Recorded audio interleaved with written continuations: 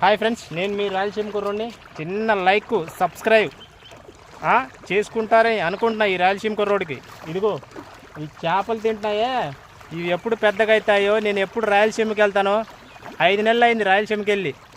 రాయలసీమ ఎలా ఉందో ఏమో దిగులుగా ఉంది. ఏదో వినాయక చవితికి వెళ్ళి ధూమ్ ధామ్ చేయాలనుకుంటున్నా. రాయలసీమ కుర్రోళ్ళు ఎలా ఉన్నారు? బాగున్నారా? లైక్ కొట్టి సబ్స్క్రైబ్ చేసుకోండి. కానీ ఒక్కటైతే చెప్పగలుగుతాను బాబాయ్, బతికినంత కాలం ఏం బ్రతుకురా వీళ్ళుది అని అనిపించుకోవడం కంటే చచ్చిపోయాక ఏం బ్రతికారా వీళ్ళు అని అనుకునేలా నలుగురు అనుకునేలా చేయండి బాబాయ్. ట్రై చేయండి, అప్పుడు మనకు బతుకు ఒక అర్థం ఉంటుంది. సచ్చాక అందరం భూమి మీద ఉండము, అందరం సావడానికే పుట్టాము. ఆ చచ్చిపోయే ముందు ఓ నలుగురిని సంపాదించుకోండి అన్న.